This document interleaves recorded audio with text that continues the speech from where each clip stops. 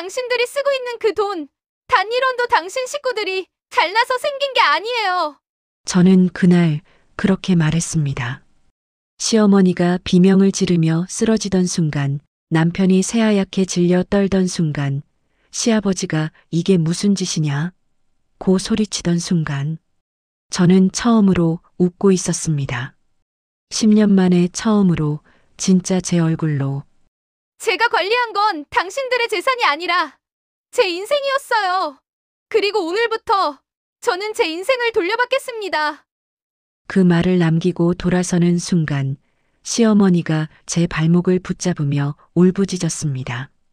주연아, 우리가 잘못했어. 하지만 저는 멈추지 않았습니다. 그 순간이 오기까지 저는 정말 오랜 시간을 참고 또 참아야 했습니다. 모든 건 그의 추석날부터 시작됐습니다. 저는 새벽 5시에 눈을 떴습니다. 알람을 맞춰놓지 않아도 몸이 알아서 깨는 습관이 생긴 지 오래였습니다. 시댁에서 보내는 명절은 언제나 그랬습니다. 전날 밤부터 재료를 다듬고 새벽같이 일어나 전을 부치고 손님들이 올 때까지 단 한 번도 앉지 못하는 시간들. 저는 조용히 부엌으로 향했습니다. 어둠 속에서 불을 켜자 싱크대 위에 쌓여 있는 식재료들이 보였습니다. 당근, 애호박, 버섯, 쇠고기, 명태 하나하나 손질해야 할 것들이 산더미처럼 쌓여 있었습니다. 저는 앞치마를 두르고 칼을 집었습니다. 손끝이 차가운 칼날에 닿는 순간 이상하게도 마음이 조금 진정됐습니다. 숫자를 다루던 제 손이 이제는 칼질에 익숙해진 지 오래였습니다.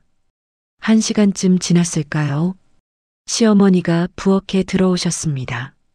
아이고, 벌써 일어났어? 일찍도 일어났네. 시어머니는 그렇게 말씀하시면서도 제가 손질해 놓은 재료들을 하나하나 확인하셨습니다. 당근은 너무 두껍게 썰었다. 애호박은 너무 얇다. 그런 말씀들이 이어졌습니다. 주연아, 너 이거 다시 썰어. 이렇게 하면 모양이 안 나와. 네, 어머님. 저는 대답하고 다시 칼을 들었습니다. 손끝이 시렸지만 표정은 무너뜨리지 않았습니다. 오전 9시쯤 신우이가 도착했습니다. 명품 가방을 들고 화려한 옷을 입은 채로 언니, 추석 잘 보내. 나 오늘 일찍 가야 해서. 신우이는 그렇게 말하며 거실 소파에 앉았습니다. 부엌일을 거둘 생각은 전혀 없는 표정이었습니다. 제이야, 너도 좀 도와줘야지.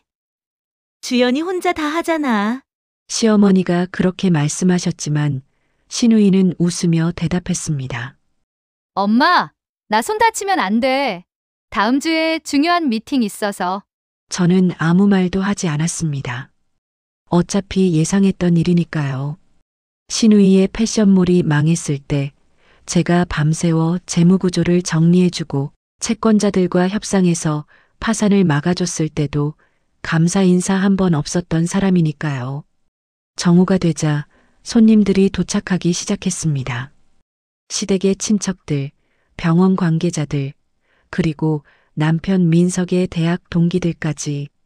저는 쉴 틈 없이 음식을 나르고 빈 그릇을 치우고 차를 따르고 과일을 깎았습니다.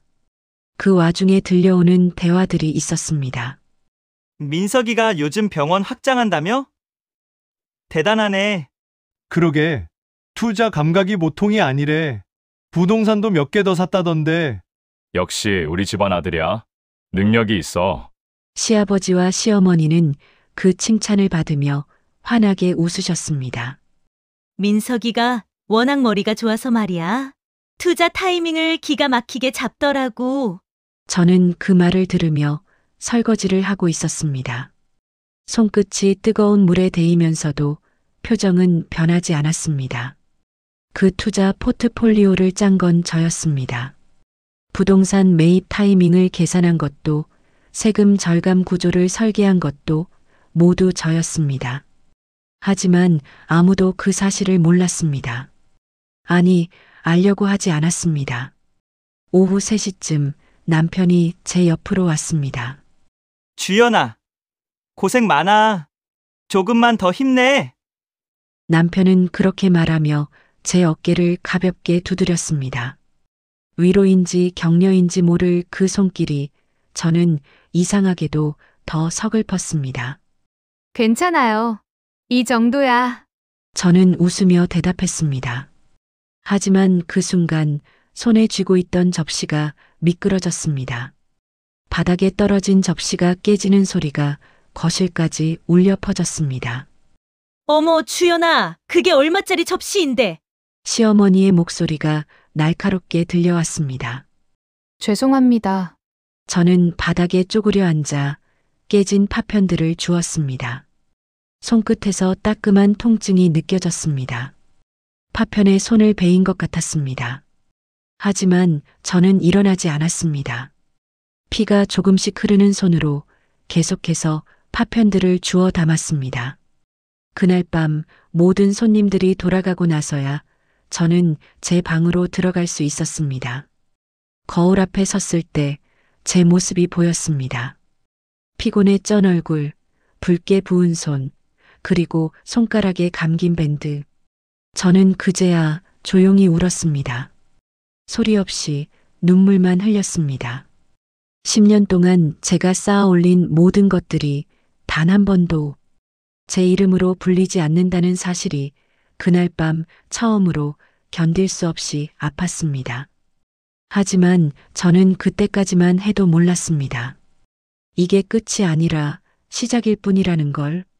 그리고 제가 곧 그들이 누린 모든 것을 무너뜨릴 단 하나의 버튼을 갖고 있다는 사실도. 추석이 지나고 일주일쯤 지났을 때였습니다. 저는 시댁병원 근처 아파트 거실에서 남편의 와이셔츠를 다리고 있었습니다. 결혼 초기엔 세탁소에 맡기자고 했었습니다. 하지만 시어머니는 고개를 저으셨죠. 며느리 손길이 묻은 옷을 입어야 복이 온다고 했어. 우리 민석이 입을 옷은 내가 직접 해줘야지. 그렇게 시작된 습관이 10년째 이어지고 있었습니다. 다리미 열기가 얼굴을 스치고 지나갈 때 현관문이 열렸습니다. 어머님, 오셨어요? 시어머니가 들어오셨습니다. 손에는 백화점 쇼핑백을 여러 개 들고 계셨습니다. 주연아, 민석이 어디 갔어? 병원 당직이에요. 내일 아침에 들어온다고 했어요. 그래? 우리 민석이 또 밤샘 근무네. 고생이 많아. 시어머니는 그렇게 말씀하시며 소파에 앉으셨습니다. 그리고 저를 위아래로 훑어보셨습니다. 주연아, 너 요즘 살 좀 쪘니? 얼굴이 퉁퉁해 보이네. 아마 부기인 것 같아요. 운동 좀 해. 여자가 관리를 해야지. 우리 민석이가 밖에서 얼마나 스트레스 받는데? 집에 와서라도 예쁜 와이프 봐야 힘이 나지. 저는 대답 대신 고개를 끄덕였습니다. 시어머니는 가져온 쇼핑백을 테이블 위에 올려놓으셨습니다. 이거 제이 줄 건데? 내가 백화점 갔다가 예뻐서 샀어. 나중에 제이한테 전해줘. 네, 어머님. 시어머니는 차 한 잔을 청하셨고 저는 부엌으로 갔습니다. 찻잔에 차를 따르는 동안 시어머니의 목소리가 들려왔습니다. 주연아, 너 병원 검진은 다시 받아봤어? 손이 잠시 멈췄습니다. 지난달에 다시 받아봤어요. 그래서? 의사가 뭐래? 저는 찻잔을 들고 거실로 나왔습니다. 시어머니 앞에 차를 내려놓으며 조용히 말했습니다. 별다른 이상은 없대요. 다만 자연임신 확률이 낮다고. 시어머니의 얼굴이 굳어졌습니다. 그럼 시험관이라도 해봐야 하는 거 아니야? 그것도 상담받아봤는데 성공률이. 성공률이 낮으면 어때? 해봐야지. 주연아, 결혼한 지가 벌써 10년이야. 10년. 시어머니의 목소리가 점점 높아졌습니다. 우리 민석이가 외아들이잖아. 대를 이어야 하는데 너 이러면 안 되는 거 알지? 죄송해요, 어머님. 죄송하다고만 하지 말고 뭐라도 해봐야지. 민석이 아빠는 매일 손주 하시는데 나도 이제 뭐라고 대답을 해야 할지 모르겠어. 저는 아무 말도 할 수 없었습니다. 시어머니는 차를 한 모금 마시고는 다시 말씀하셨습니다. 솔직히 말하면 말이야, 주연아. 우리가 너한테 섭섭한 게 한두 가지가 아니야. 네, 결혼할 때 우리가 뭐 하나 부족한 거 없이 다 해줬잖아. 아파트도 해주고, 차도 해주고, 결혼식도 특급 호텔에서 했고. 시어머니의 말투가 점점 차갑게 변했습니다. 근데 정작 내가 며느리로서 해야 할 일은 뭐 하나 제대로 못하고 있잖아. 아이도 못 낳고, 집안일도 그렇고. 어머님. 제가 부족한 건 알지만 부족한 걸 아는 게 중요한 게 아니라 채워야지. 주연아, 너 요즘 우리 민석이한테 잘해주고 있어? 저는 시어머니의 눈을 바라봤습니다. 최선을 다하고 있어요. 최선이 그 정도야? 민석이가 요즘 얼마나 힘든데. 병원 확장 때문에 스트레스 받아 죽겠다는데. 와이프가 옆에서 힘이라도 돼줘야 하는 거 아니야? 병원 확장. 그 말을 듣는 순간 저는 속으로 쓴웃음이 나왔습니다. 병원 확장 사업 계획서를 만든 건 저였습니다.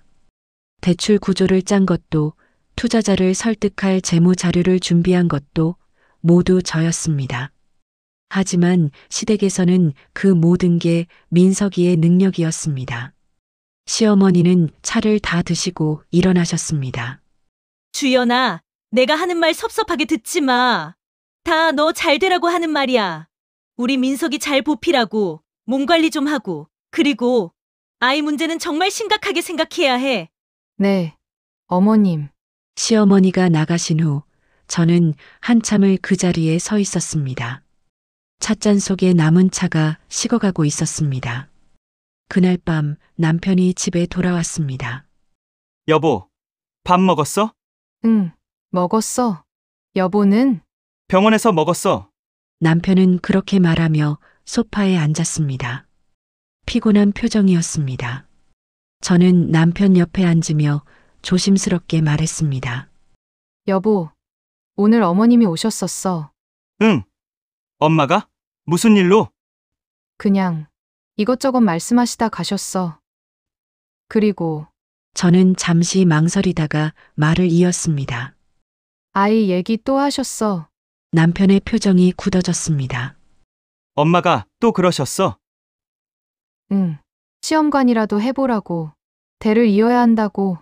남편은 한숨을 쉬었습니다. 여보, 미안해. 내가 엄마한테 말할게. 괜찮아. 어머님 말씀도 이해는 돼. 결혼한 지 10년이나 됐는데. 그래도 그렇지. 당신한테만 그런 말 하는 건 좀 그래. 남편은 그렇게 말했지만 저는 알고 있었습니다. 남편이 시어머니한테 뭐라고 말하지 않을 거라는 걸. 어차피 남편은 엄마 편이니까요. 그때 남편의 핸드폰에서 알림음이 울렸습니다. 남편이 핸드폰을 확인하는 순간 저는 우연히 화면을 봤습니다. 그리고 그 메시지를 읽었습니다. 오빠, 내일 점심 약속 잊지 마세요. 보고 싶어요. 저장된 이름은 윤지였습니다. 남편은 재빨리 핸드폰 화면을 껐습니다. 누구야? 제가 물었습니다. 남편은 잠시 당황한 표정을 짓더니 곧 태연하게 대답했습니다. 아, 병원 신입 간호사. 내일 오리엔테이션 관련해서 물어보는 거야. 그렇구나. 저는 더 이상 묻지 않았습니다. 하지만 그날 밤 저는 잠을 이룰 수 없었습니다. 하트 이모티콘, 보고 싶다는 말, 그리고 남편의 당황한 표정, 뭔가 잘못되고 있다는 걸 저는 본능적으로 느꼈습니다. 하지만 확신할 수 없었습니다. 아니, 확신하고 싶지 않았습니다. 10년을 함께한 사람이 설마 그럴 리 없다고 저는 스스로를 달랬습니다. 하지만 가슴 한편에서는 차가운 무언가가 천천히 자라나고 있었습니다. 그날 이후로 저는 남편을 관찰하기 시작했습니다. 의도한 건 아니었습니다. 그냥 자연스럽게 남편의 작은 변화들이 눈에 들어오기 시작했습니다. 출근 전에 거울을 보는 시간이 길어졌고 향수를 뿌리는 횟수가 늘었고 핸드폰을 볼 때마다 화면을 제게서 멀리했습니다. 그리고 무엇보다 저를 보는 눈빛이 달라졌습니다. 예전엔 그래도 따뜻함이 있었는데 이제는 그냥 의무감 같은 게 느껴졌습니다. 2주쯤 지났을 때였습니다. 남편이 저녁 늦게 들어왔습니다. 여보, 늦었네. 저녁은? 응. 회식 있어서 먹고 왔어. 남편의 목소리가 평소보다 가벼웠습니다. 기분이 좋아 보였습니다. 무슨 회식이었어? 그냥 병원 직원들이랑. 남편은 그렇게 말하며 욕실로 들어갔습니다. 저는 남편이 벗어놓은 재킷을 집어들었습니다. 옷걸이에 걸려고 하다가 재킷 주머니에서 무언가 떨어졌습니다. 영수증이었습니다. 저는 그걸 주워들었습니다. 그리고 읽었습니다. 라 메종 프랑세즈 -2인 디너 코스 -38만 원. 회식이라고 했습니다. 하지만 이 영수증은 2인분이었습니다. 그것도 병원 근처가 아닌 시내 한복판에 있는 고급 프랑스 레스토랑이었습니다. 손이 떨렸습니다. 하지만 저는 영수증을 다시 주머니에 넣었습니다. 아직 확신할 수 없었습니다. 혹시 제가 오해하는 걸 수도 있으니까요. 다음 날 저는 남편이 출근한 후 그 레스토랑을 검색해 봤습니다. 예약제로 운영되는 곳이었습니다. 커플들이 주로 찾는 로맨틱한 분위기의 레스토랑. 가슴이 무너져 내렸습니다. 그날 오후 시어머니한테서 전화가 왔습니다. 주연아, 지금 시간 돼? 우리 집으로 좀 와봐. 네. 갑자기요? 응. 할 얘기가 있어서. 지금 바로 와. 전화는 일방적으로 끊어졌습니다. 저는 서둘러 시댁으로 향했습니다. 가는 내내 불안한 예감이 들었습니다. 시댁 거실에는 시아버지, 시어머니, 그리고 시누이까지 모두 모여 있었습니다. 마치 재판정 같았습니다. 앉아. 시아버지가 차갑게 말씀하셨습니다. 저는 그들 앞에 앉았습니다. 마주보고 앉은 세 사람의 표정이 모두 굳어 있었습니다. 시어머니가 입을 열었습니다. 주연아, 우리 오늘 너한테 할 말이 있어서 불렀어. 무슨 말씀이신지요? 솔직하게 물어볼게. 너 민석이랑 계속 살 생각 있어? 저는 귀를 의심했습니다. 네. 그게 무슨... 대답해. 있어? 없어? 시어머니의 목소리가 날카로웠습니다. 당연히 민석 씨와 계속 살아야죠. 그 순간 시누이가 비웃듯 웃었습니다. 언니, 솔직히 말해. 오빠랑 사이 좋지도 않잖아. 아이도 없고 집에서 뭐 하는 것도 아니고. 아가씨, 무슨 말이에요? 그만해. 시아버지가 손을 들어 저를 제지했습니다. 주연 씨, 우리가 오늘 당신을 부른 건 솔직한 대화를 하기 위해서요. 시아버지는 저를 주연 씨라고 불렀습니다. 며느리가 아니라 남처럼. 우리 민석이한테 좋은 혼처가 들어왔어요. 그 말을 듣는 순간 저는 숨이 멎는 것 같았습니다. 혼처요? 그래요?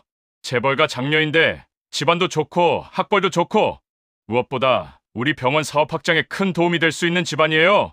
시아버지는 담담하게 마치 사업 이야기를 하듯 말했습니다. 그 집안에서 먼저 우리 민석이를 눈여겨봤어요.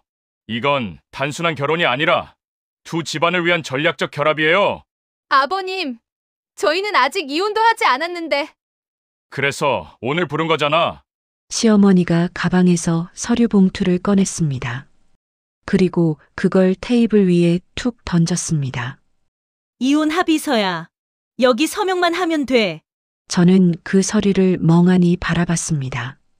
위자료 명목으로 2억 줄게. 그리고 지금 사는 아파트 전세금도 그대로 돌려주고. 나쁘지 않은 조건이잖아. 어머님, 저는...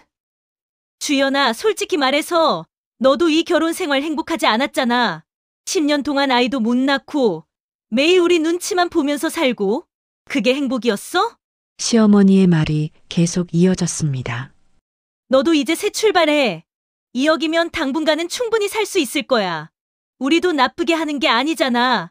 저는 그들을 한 명씩 바라봤습니다. 시아버지는 무표정했고 시어머니는 차갑게 웃고 있었고 신우이는 지루한 듯 핸드폰을 보고 있었습니다. 그리고 주연아, 시어머니가 다시 말했습니다. 만약 내가 이혼에 동의하지 않으면 우리도 방법이 있어. 민석이가 먼저 이혼 소송 걸 거야. 부부관계 파탄 불임, 뭐 이유야 많지. 어머님 민석 씨는 이 사실을 알고 있나요? 당연하지 민석이도 동의했어.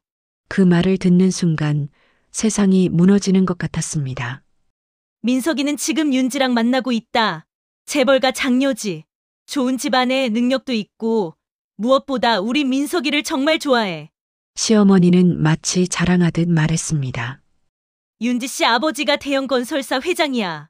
우리 병원이 분원 내려면 투자가 필요한데 그쪽에서 전폭적으로 지원해주기로 했어. 이건 단순한 재혼이 아니라 우리 집안의 미래가 걸린 문제야. 저는 아무 말도 할 수 없었습니다. 그러니까 주연아 똑똑하게 행동해. 서명하고 깨끗하게 정리하는 게 너한테도 좋아. 시아버지가 만년필을 제 앞으로 밀었습니다. 일주일 생각할 시간 줄게. 그때까지 정해라. 저는 떨리는 손으로 이혼 합의서를 집어들었습니다. 그리고 그 서류를 보는 순간 눈물이 흘러내렸습니다. 10년 동안 쌓아온 모든 것이 단 한 장의 서류로 정리되고 있었습니다. 저는 그 자리에서 일어났습니다. 생각해 보겠습니다. 그래, 똑똑하게 생각해. 그리고 주연아, 시어머니가 마지막으로 말했습니다. 우리 민석이 붙잡으려고 하지 마. 이미 끝난 거야. 알지? 저는 대답하지 않았습니다. 그냥 돌아서서 시댁을 나왔습니다. 밖은 어두워지고 있었습니다. 차가운 바람이 얼굴을 스쳤습니다. 저는 그 길 위에서 한참을 서 있었습니다. 손에 든 이혼 합의서가 바람에 흔들리고 있었습니다. 저는 그날 밤 집으로 돌아가지 않았습니다. 근처 호텔에 방을 잡았습니다. 남편과 같은 공간에 있고 싶지 않았습니다. 호텔 침대에 누워 저는 천장을 바라봤습니다. 10년이 대체 뭐였을까요? 저는 노트북을 켰습니다. 그리고 오랜만에 제 개인 이메일 계정에 접속했습니다. 결혼 후로는 거의 사용하지 않았던 계정이었습니다. 받은 편지함을 열자 수백 개의 메일들이 보였습니다. 증권사 알림, 은행 거래 내역, 부동산 계약서, 투자 보고서, 모두 제 이름으로 된 것들이었습니다. 저는 하나하나 열어보기 시작했습니다. 그리고 지난 10년을 되돌아봤습니다. 결혼 초 시아버지가 저를 불렀던 날이 기억났습니다. 며느라, 결혼 전에 회계사였다고? 네, 재무팀에서 일했습니다. 그래. 그럼 우리 병원 재무 좀 봐줄 수 있겠어? 시아버지는 그렇게 가볍게 물으셨습니다.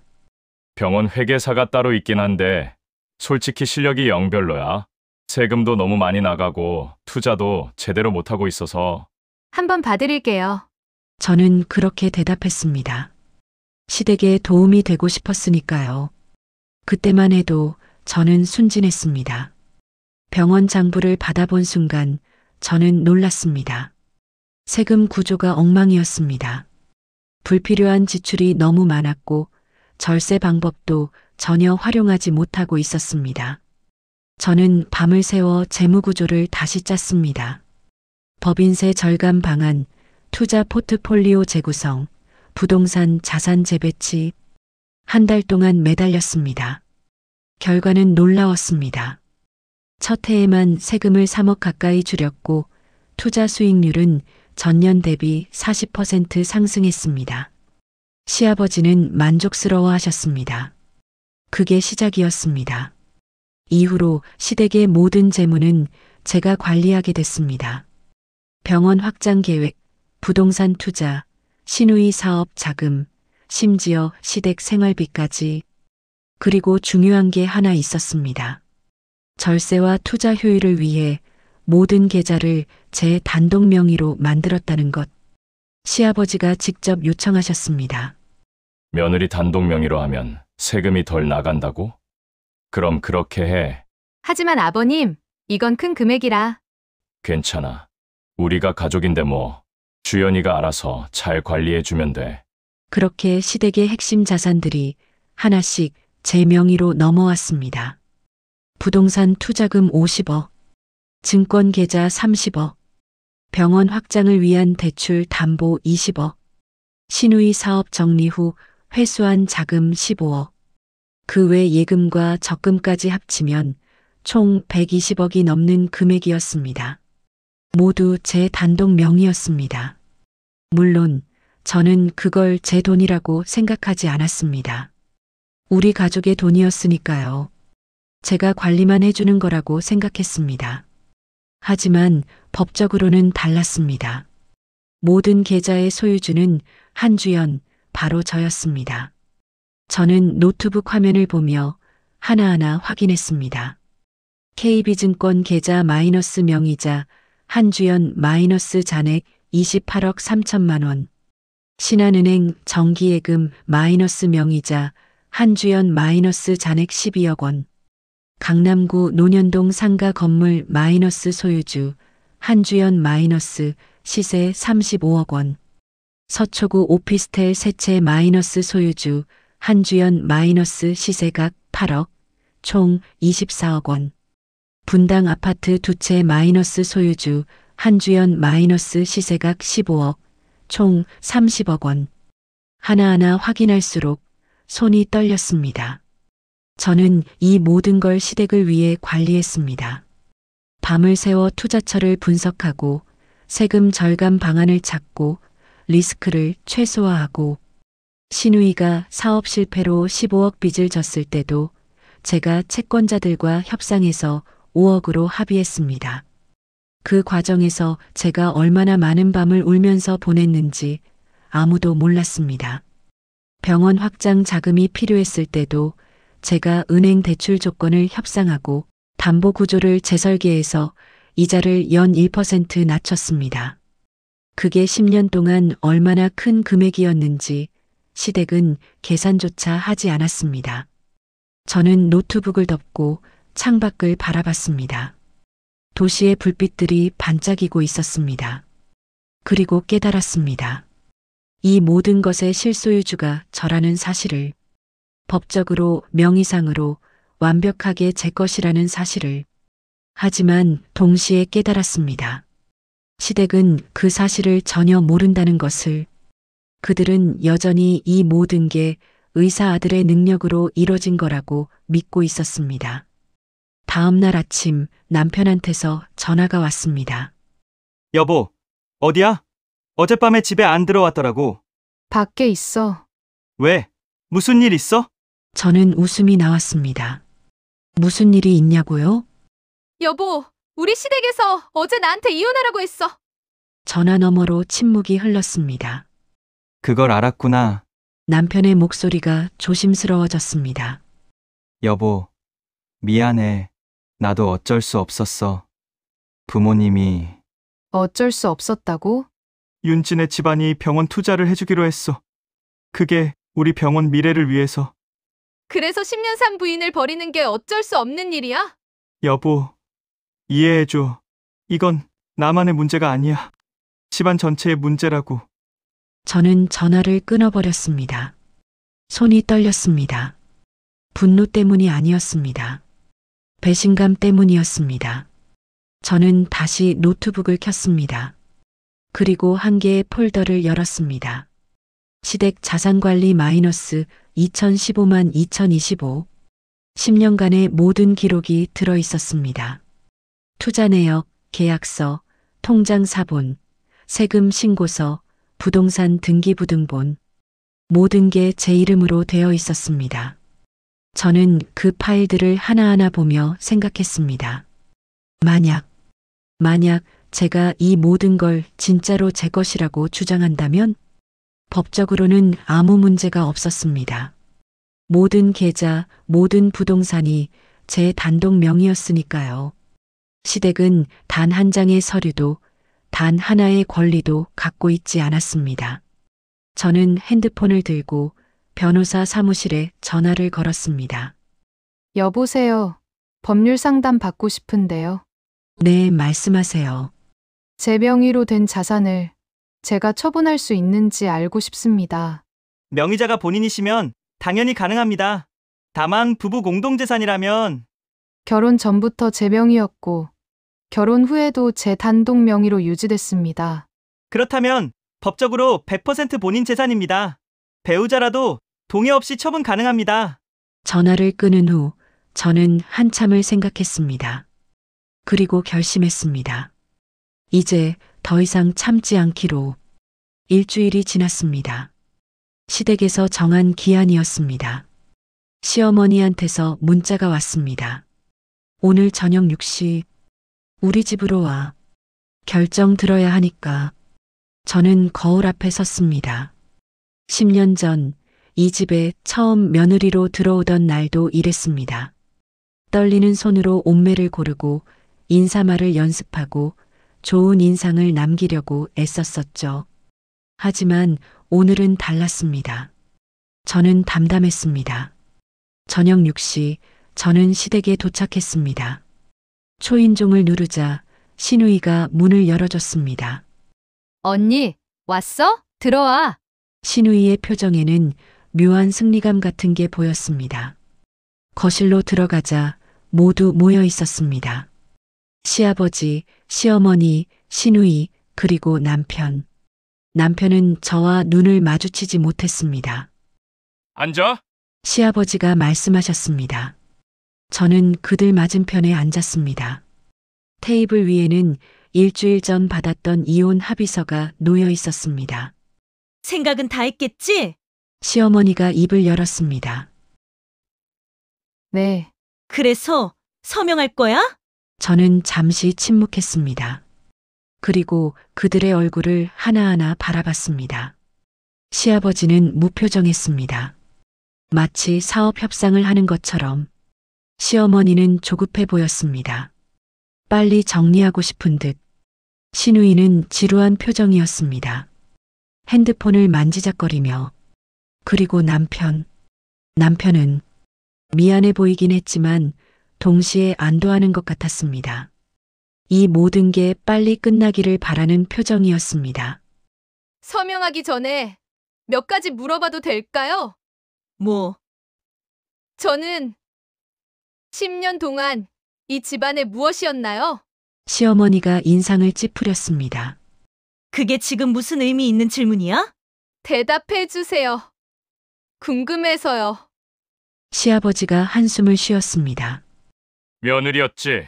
그리고 민석의 아내였고. 그럼 제가 20년 동안 한 일들은요? 무슨 말이야? 병원 재무구조 개선, 투자 포트폴리오 관리, 신우이님 사업 정리, 부동산 매입, 그런 것들 말이에요. 시어머니가 손을 내저었습니다. 그건 내가 도와준 거잖아. 우리가 부탁해서. 네, 제가 도와드렸죠. 그런데 저는 가방에서 서류 몇 장을 꺼냈습니다. 이 모든 자산이 누구 명의로 되어 있는지 혹시 확인해 보셨나요? 그게 무슨 소리야? 시아버지가 몸을 앞으로 기울였습니다. 저는 서류를 테이블 위에 펼쳤습니다. 시아버지의 얼굴이 굳어졌습니다. 주연아, 그건 당연히 세금 문제 때문에 내 명의로 해둔 거잖아. 우리가 다 알고 동의한 거고. 네, 맞아요. 아버님께서 직접 요청하셨죠. 그래서 저는 제 명의로 해드렸어요. 그래. 그러니까 그건 그런데 아버님, 저는 시아버지의 눈을 똑바로 바라봤습니다. 법적으로 이 자산들은 누구 거예요? 침묵이 흘렀습니다. 뭐 그야 명의상으로는 내 거지만 명의상이 아니라 법적으로요. 대한민국 법률상 이 자산들의 소유주는 누구냐고요. 시아버지는 대답하지 못했습니다. 시어머니가 끼어들었습니다. 주연아, 지금 무슨 소리 하려는 거야? 그게 내 돈이 아니라는 거 너도 알잖아. 제 돈이 아니라고요? 저는 웃었습니다. 처음으로 어머님, 저는 10년 동안 이 자산들을 관리했어요. 밤을 새워 투자처를 분석하고 세금을 줄이고 수익률을 높였어요. 그 과정에서 제가 얼마나 많은 시간을 쏟았는지 아세요? 그건 내가 며느리니까 당연히 해야 하는 당연한 일이었다고요? 제 목소리가 조금 높아졌습니다. 그럼 제가 아가씨 15억 빚을 5억으로 줄였을 때 감사 인사 한 번이라도 있었나요? 신우이가 얼굴을 붉혔습니다. 제가 병원 학장 자금 대출 이자를 연 1% 낮췄을 때 그게 10년 동안 얼마나 큰 돈인지 계산이라도 해보셨나요? 주연아, 지금 그게 중요한 게 아니라 중요해요. 저는 단호하게 말했습니다. 왜냐하면 모두들 그 모든 공을 남편의 능력이라고 말씀하셨으니까요. 남편이 고개를 들었습니다. 여보, 당신도 그랬잖아요. 친구들 앞에서, 병원 사람들 앞에서 모든 게 당신 능력이라고. 남편은 아무 말도 하지 못했습니다. 저는 10년 동안 뒤에서 일했어요. 그게 가족이라고 생각했으니까요. 시어머니가 테이블을 쳤습니다. 그래서 뭐 어쩌자는 거야? 지금 그 자산들이 내 거라고 우기려는 거야? 우긴다고요?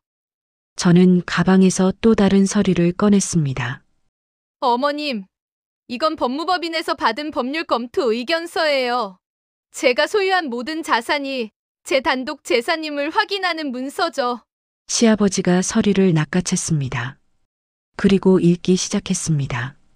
얼굴이 점점 창백해졌습니다. 이게 말이 되나? 네, 말이 됩니다. 결혼 전부터 제 명의였고 결혼 후에도 제 단독 명의로 유지됐으니까요. 증여나 이전 절차가 없었기 때문에 법적으로 완벽하게 제 재산이에요. 주연아, 하지만 그건 우리 돈으로. 증거가 있으세요? 시아버지는 말문이 막혔습니다. 계좌 이체 기록, 증여 계약서? 뭐라도 있으세요? 그건 현금으로 줬고 구두로 약속했으니 현금 거래 증거는요? 녹취록은요? 증인이라도 있으세요? 시아버지는 아무 말도 하지 못했습니다. 시어머니가 벌떡 일어났습니다. 주연아, 너 지금 정말 이러는 거야? 우리한테 이럴 거야? 저는 여쭤보는 거예요. 법적으로 제가 뭘 잘못했는지. 법적으로는 몰라도 도덕적으로는 잘못된 거잖아. 그게 내 돈이 아니라는 걸 너도 알면서. 도덕이요? 저는 천천히 일어났습니다. 어머님께서 저한테 도덕을 말씀하시는 거예요. 10년 동안 아이 못 낳는다고 모욕하시고 집안일 못한다고 구박하시고 급기야 다른 여자랑 바람 피운 아들 편 들면서 저한테 이혼하라고 하신 분이 주연아, 아버님, 저는 시아버지를 바라봤습니다. 저 여기 서명 안 할게요. 뭐? 이혼은 하겠습니다. 더 이상 당신들과 함께 있고 싶지 않으니까요. 하지만 이 합의서에는 서명 안 해요. 그럼 어쩌자는 거야?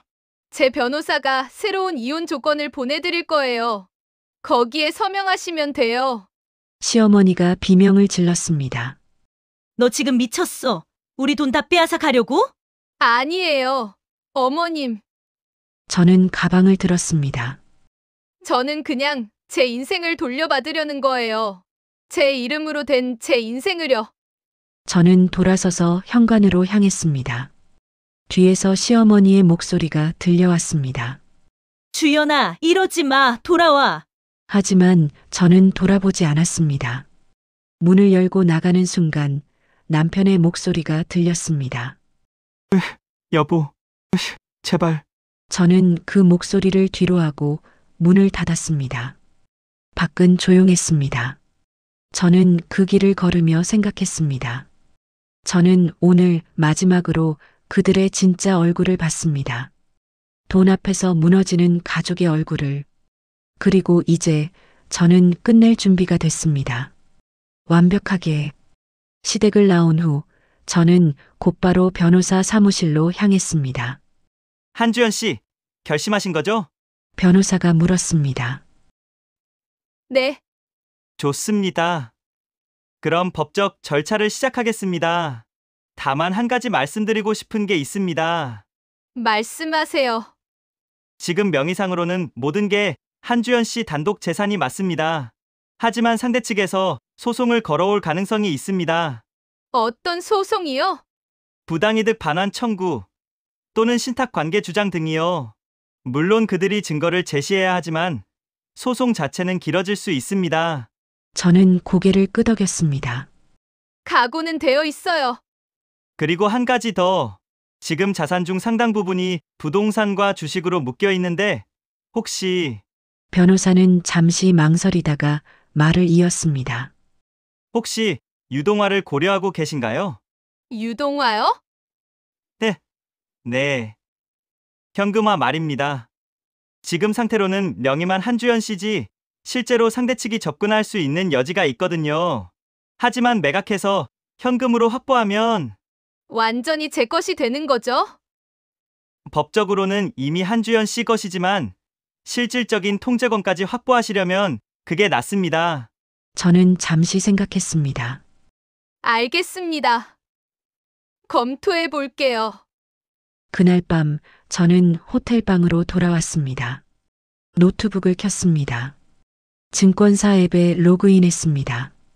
화면에 뜬 숫자들을 보는 순간 심장이 뛰기 시작했습니다. KB증권 계좌 잔고 28억 3,247만 원, 삼성전자 3,200주, 카카오 5,000주, NAVER 1,800주. 10년 동안 저는 이 계좌를 시댁을 위해 관리했습니다. 매일 아침 시황을 확인하고 뉴스를 분석하고 매매 타이밍을 잡았습니다. 수익이 나면 시아버지께 보고드렸고 손실이 나면 밤새 대책을 세웠습니다. 하지만 이 계좌의 소유주는 처음부터 끝까지 한주연이었습니다. 저는 마우스를 움직였습니다. 커서가 전량 매도 버튼 위로 갔습니다. 손끝이 떨렸습니다.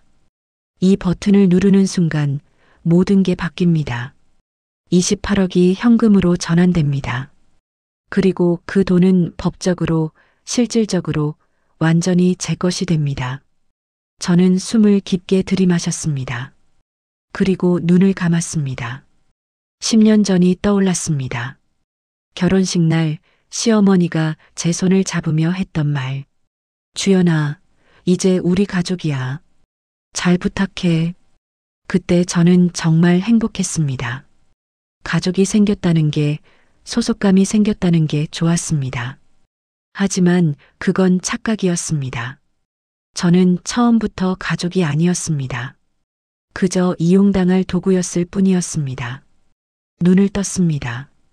화면이 다시 보였습니다. 전량 매도 버튼이 저를 기다리고 있었습니다. 저는 마우스를 클릭했습니다. 보유 중인 모든 주식을 시장가로 매도하시겠습니까? 저는 다시 한번 클릭했습니다. 주문이 접수되었습니다. 심장이 터질 듯 뛰었습니다. 손이 차갑게 식어갔습니다. 하지만 저는 멈추지 않았습니다. 부동산 중개 어플을 켰습니다.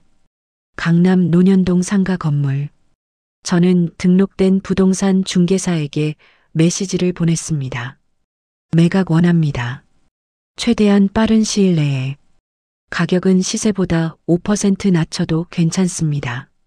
서초 오피스텔 세 채도 마찬가지였습니다. 분당 아파트 두 채도 마찬가지였습니다. 하나하나 매각 의뢰를 넣었습니다. 손끝이 떨렸지만 멈추지 않았습니다. 새벽 2시가 넘어서야 모든 매각 주문이 완료됐습니다. 저는 노트북 화면을 보며 한참을 앉아 있었습니다. 이제 돌이킬 수 없습니다. 내일 아침이 되면 시댁은 알게 될 것입니다. 모든 자산이 매각되고 있다는 것을, 그리고 그들은 아무것도 할 수 없다는 것을.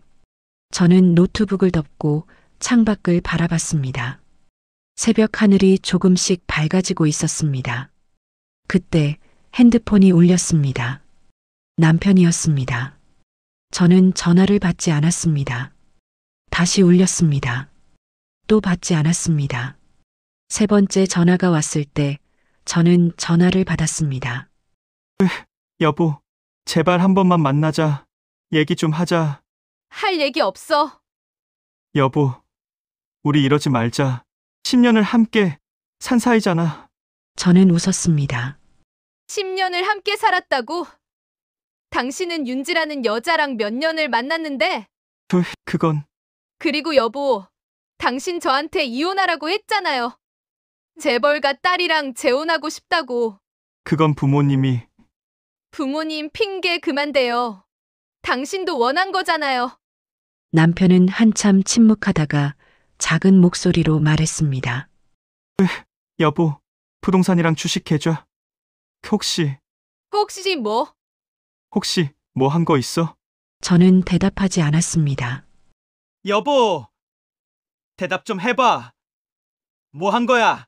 안 한 거야? 궁금하면 내일 아침에 확인해 보세요. 저는 전화를 끊었습니다. 그리고 핸드폰 전원을 껐습니다. 다음 날 아침 9시 증권 시장이 열렸습니다. 제가 어젯밤에 넣은 매도 주문이 모두 체결됐습니다. 28억 3,247만 원이 현금으로 제 계좌에 입금됐습니다. 부동산 중개사들한테서도 연락이 왔습니다.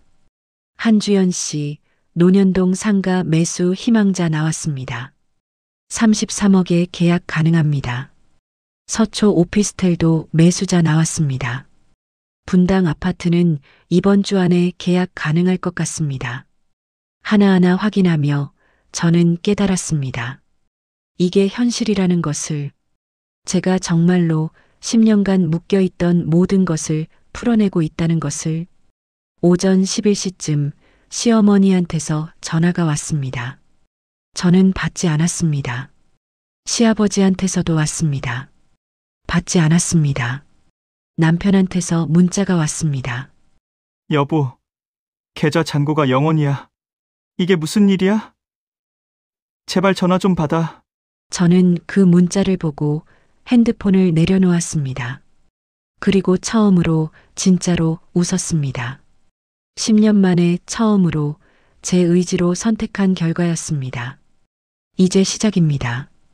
오후 2시쯤 시댁집 앞에 도착했습니다. 제가 간 게 아니었습니다. 그들이 저를 부른 겁니다. 시아버지한테서 온 문자였습니다. 지금 당장 집으로 와라. 안 오면 경찰을 부를 거다. 경찰이라는 단어를 보고 저는 오히려 마음이 편해졌습니다. 경찰이 와도 상관없었으니까요. 저는 법적으로 아무 잘못도 하지 않았으니까요. 저는 현관문을 열고 들어갔습니다. 거실에는 시댁 식구들이 모두 모여 있었습니다. 하지만 어제와는 분위기가 완전히 달랐습니다. 시어머니는 소파에 주저앉아 울고 있었고, 시아버지는 서재에서 뭔가를 뒤지고 계셨고, 시누이는 창백한 얼굴로 핸드폰을 붙들고 있었습니다. 그리고 남편은 저를 보자마자 달려왔습니다. 여보, 대체 무슨 짓을 한 거야? 무슨 짓이요? 계좌, 부동산, 다 어디 간 거야? 저는 남편의 손을 뿌리쳤습니다. 제 계좌에 있던 제 자산을 제가 처분했어요. 그게 뭐가 문제죠? 문제가 아니라고? 그게 우리 돈인데. 우리 돈이라는 증거 있어요? 남편은 말문이 막혔습니다. 시아버지가 서재에서 나오셨습니다. 손에는 서류 몇 장이 들려 있었습니다. 이거 뭐냐? 논현동 상가가 매각됐다고? 오피스텔도? 제 부동산이니까 제가 팔았어요. 시아버지의 목소리가 높아졌습니다. 그게 네 돈이 아니잖아. 우리가 투자한 돈이고. 투자 증거 있으세요? 증거? 이게 무슨 소리냐? 시아버님, 저는 변호사랑 상담했어요. 제 명의로 된 자산은 법적으로 제 것이래요. 시아버님께서 증여했다는 증거, 계좌 이체 기록, 어떤 것도 없으시잖아요. 시아버지는 입술을 떨었습니다. 주연아, 구두로 약속했잖니? 그건 명의만 당신 걸로 해둔 거라고. 그 구두 약속을 증명할 수 있으세요? 녹음이라도 있으세요? 이 미친년이. 시아버지가 손을 들어 올렸습니다. 저를 때리려는 듯. 하지만 손은 공중에서 멈췄습니다. 때리시려면 때리세요. 그럼 폭행죄로 고소하겠습니다. 저는 차갑게 말했습니다. 시아버지의 손이 천천히 내려갔습니다. 그때 시어머니가 비명을 질렀습니다. 모두가 시어머니를 돌아봤습니다. 시어머니는 노트북 화면을 보며 비명을 지르고 있었습니다. 다 사라졌어. 주식 계좌에 아무것도 없어. 어머니, 진정하세요. 남편이 시어머니를 붙들었습니다. 28억이 다 사라졌다고. 시어머니는 울부짖으며 저를 돌아봤습니다. 주연아, 내가 한 거지. 내가 다 팔았지? 제 계좌니까 제가 팔았어요. 시어머니가 저를 향해 달려들었습니다. 남편과 시누이가 급히 붙들었습니다. 어머니, 안 돼요. 놔줘. 전현한테 당할 순 없어. 저는 한 걸음 물러섰습니다. 감정은 없었습니다. 그저 차갑게 그들을 바라봤습니다. 시아버지가 소파에 주저앉았습니다. 다 망했어. 병원 확장, 대출금 상환, 투자, 약속. 다 어떻게 하냐? 시아버지의 목소리가 떨렸습니다. 그 돈으로 다음 달에 대출이자 갚으려고 했는데 투자자들한테도 배당금 줘야 하는데 저는 처음 알았습니다. 시댁의 재정 상태가 이렇게까지 심각했다는 것을. 제가 관리하던 자산이 없으면 당장 다음 달부터 위기라는 것을. 그리고 윤진의 집안. 남편이 고개를 들었습니다. 아버지, 그건 윤지 아버지한테 투자 약속 받았잖아. 50억. 그 돈으로 분원 내려고 했는데 시아버지가 남편을 바라봤습니다. 민서가 그쪽 집안에서 혹시 자산 확인 요청 안 했니? 남편의 얼굴이 창백해졌습니다. 120억 규모의 자산이 있다고 했어요. 부동산이랑 증권 자산 합쳐서. 그게 다 없어졌잖아. 시아버지가 소리쳤습니다. 그럼 혼담은 어떻게 되는 거야?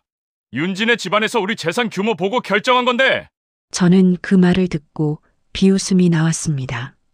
결국 재벌가 딸도 돈을 보고 남편을 선택한 거였군요. 그리고 그 돈은 모두 제가 만든 거였고요. 시누이가 소리쳤습니다. 언니도 이러면 안 되잖아. 우리 가족인데. 가족이요? 저는 시누이를 바라봤습니다. 제이 씨, 제가 아가씨 15억 빚을 5억으로 줄였을 때 저를 가족이라고 생각하셨어요?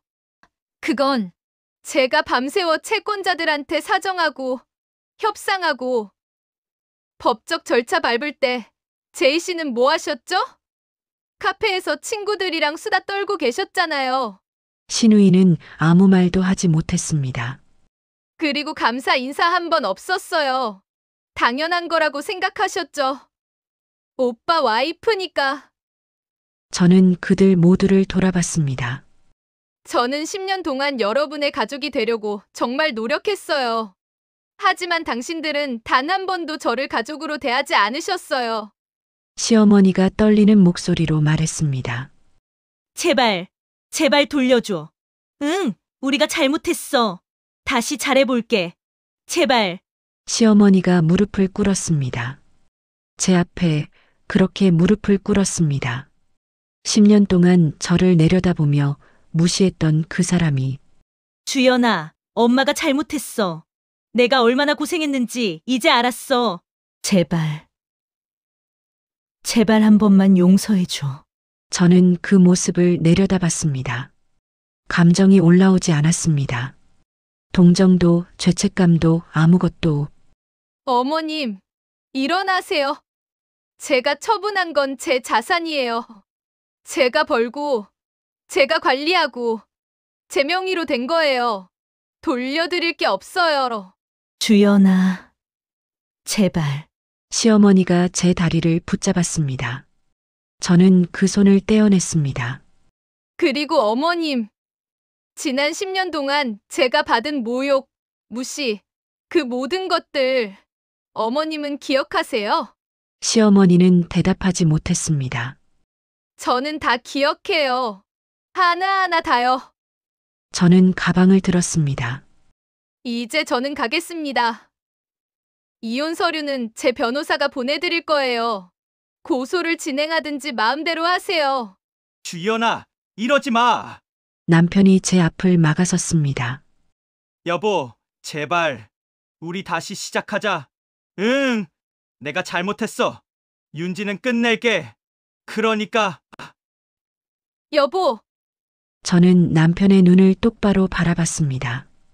당신 사랑한 적 없어요. 뭐 결혼 10년 동안 단 한 번도 당신을 사랑한 적 없어요. 안정감 때문에 선택했고, 가족이 생긴다는 환상 때문에 버텼을 뿐이에요. 남편의 얼굴이 일그러졌습니다. 그리고 이제 그 환상도 깨졌어요. 이혼 서류에 서명하세요. 그게 우리 모두를 위해 좋은 일이에요. 저는 남편을 지나쳐 현관으로 향했습니다. 한주연, 시아버지가 소리쳤습니다. 우리가 법적으로 대응할 거다. 사기죄로 고소할 거라고. 저는 문 앞에서 멈춰 섰습니다. 그리고 뒤돌아봤습니다. 그러세요. 저도 변호사 있으니까요. 빨리 하셔야 할 거예요. 제가 다 써버리기 전에 법정에서 봐요. 저는 더 이상 대응하지 않았습니다. 뒤에서 시어머니의 울음소리가 들렸습니다. 하지만 저는 돌아보지 않았습니다. 저는 핸드폰 전원을 껐습니다. 밖으로 나오자 햇살이 눈부셨습니다.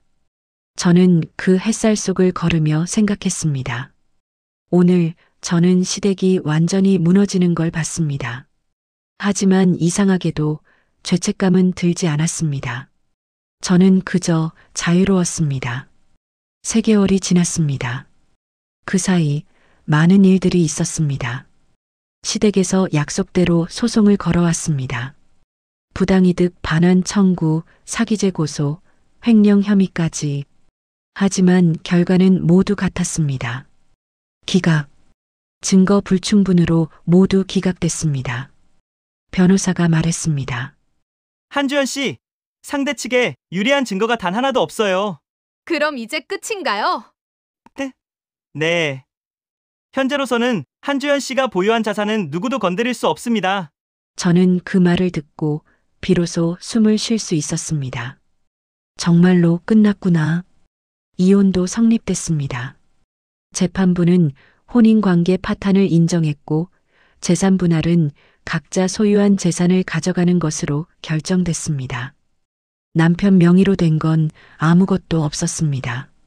제 명의로 된 것만 120억이 넘었습니다. 결과적으로 저는 120억을 가지고 결혼 생활을 정리했습니다. 그리고 오늘 저는 마지막으로 시댁을 방문했습니다. 이혼 확정 판결문을 전달하기 위해서였습니다. 현관문을 열자 낯선 풍경이 펼쳐졌습니다. 거실은 텅 비어 있었고 가구들도 대부분 사라졌습니다. 시어머니가 현관으로 나오셨습니다. 10년 전 처음 봤을 때의 그 화려함은 온데간데 없었습니다. 화장기 없는 얼굴, 낡은 옷, 그리고 깊게 파인 주름. 시어머니의 목소리는 기력이 없었습니다.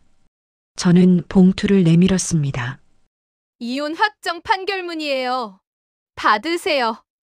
시어머니는 봉투를 받았지만 열어보지도 않았습니다. 그래, 이제 정말 끝이구나. 어머님, 저는 10년 동안 어머님의 며느리였어요. 하지만 어머님은 단 한 번도 저를 딸처럼 대하지 않으셨어요. 저는 10년 동안 이 집안의 재산을 불렸어요. 밤을 새워 일하고, 투자하고, 관리했어요. 하지만 어머님은 단 한 번도 감사하다는 말을 하지 않으셨어요. 시어머니는 고개를 숙였습니다. 그리고 무엇보다 저는 말을 이었습니다. 어머님은 저를 가족이 아니라 도구로 보셨어요. 필요할 때만 쓰고 필요 없어지면 버리는. 주연아, 그래서 제가 떠나는 거예요. 이제 저도 제 인생을 살고 싶어요. 어머님의 도구가 아니라 한주연으로. 시어머니는 울먹이기 시작했습니다. 미안해. 정말 미안해. 엄마가 잘못했어. 하지만 저는 더 이상 흔들리지 않았습니다. 용서는 안 해요. 하지만 미워하지도 않을게요. 그냥 남으로 지낼게요. 저는 돌아섰습니다. 주연아, 시어머니가 제 이름을 불렀습니다. 우리 민석이는 잘 지내니? 저는 멈춰섰습니다. 모르겠어요. 저랑은 상관없는 사람이니까요. 제이도 너무 힘들어해. 사업도 완전히 망하고 빚만 남고 그건 제 책임이 아니에요. 그리고 병원도 확장은 무산됐고 투자자들이 다 빠져나가서 아버지가 너무 힘들어하셔. 저는 시어머니를 돌아봤습니다. 어머님, 그건 모두가 선택한 결과예요. 저를 버리기로 선택하셨고, 재벌가 딸을 선택하셨고, 저를 모욕하기로 선택하셨잖아요. 하지만 모든 선택에는 책임이 따라요. 모두가 그 책임을 지는 거예요. 저는 현관문을 열었습니다. 그럼 안녕히 계세요. 어머님. 주연아, 저는 더 이상 뒤돌아보지 않았습니다. 엘리베이터를 타고 내려가는 동안 핸드폰이 울렸습니다. 남편이었습니다. 3개월 만에 처음 받는 전화였습니다. 여보세요. 주연아, 남편의 목소리가 들렸습니다. 무척 지쳐 있었습니다. 할 말 있으면 해.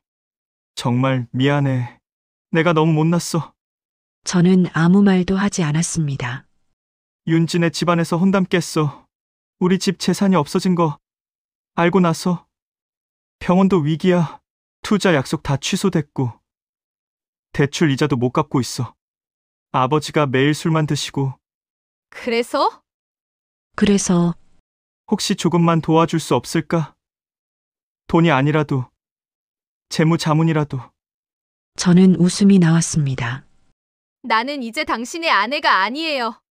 근데 제발 10년 정 때문에라도. 10년 정? 제 목소리가 차갑게 식었습니다. 그 10년 동안 날 사랑했니? 존중했고? 가족으로 대해줬니? 아니잖아. 저는 그냥 편리한 도구였고 필요 없어지면 버려도 되는 존재 취급한 건 당신이야. 주연아, 제발. 여보. 아니, 민석 씨. 이제 저한테 연락하지 마세요. 우리는 끝났어요. 저는 전화를 끊었습니다. 그리고 그 번호를 차단했습니다. 엘리베이터 문이 열렸습니다. 밖으로 나가자 따스한 봄바람이 불었습니다. 저는 차에 올라탔습니다. 내비게이션에 새 주소를 입력했습니다. 제주도. 저는 제주도에 작은 카페를 열기로 했습니다. 바다가 보이는 곳에, 제가 좋아하는 음악이 흐르는 곳에, 더 이상 누군가의 그림자가 아니라 제 이름으로 사는 곳에, 차를 출발시키며 백미러로 시댁 아파트를 봤습니다. 그리고 생각했습니다. 복수였을까요? 아니었습니다. 저는 복수한 게 아니었습니다. 그저 제 것을 돌려받았을 뿐이었습니다. 제가 벌고, 제가 관리하고, 제 명의로 된 것을, 그리고 무엇보다 제 인생을 돌려받았습니다. 10년 동안 잃어버렸던 제 존재를. 시댁은 무너졌습니다. 병원은 투자 유치에 실패했고 대출금을 갚지 못해 법정 관리에 들어갔습니다. 남편은 윤지와의 혼담이 깨지고 병원마저 위기에 처하자 우울증에 시달렸습니다. 신우이는 또다시 사업에 실패하고 빚더미에 앉았습니다. 시아버지는 평생 쌓아온 명예와 재산을 모두 잃었습니다. 하지만 그건 제가 한 게 아니었습니다. 그들이 스스로 선택한 결과였습니다. 저를 버리기로 선택했고, 돈을 선택했고, 명예를 선택했고, 그리고 그 선택의 대가를 치르는 것뿐이었습니다. 저는 이제 자유로웠습니다. 120억의 자산, 그보다 더 중요한 건 제 자존감과 존재였습니다. 차는 고속도로를 달리고 있었습니다. 라디오에서 음악이 흘러나왔습니다. 저는 창문을 열었습니다. 바람이 얼굴을 스쳤습니다. 그리고 처음으로 진짜로 웃었습니다. 제가 관리한 건 여러분의 재산이 아니라 제 인생이었습니다. 그리고 오늘부터 저는 제 인생을 살겠습니다. 한주연으로 더 이상 누구의 며느리도 누구의 아내도 아닌 그냥 한주연으로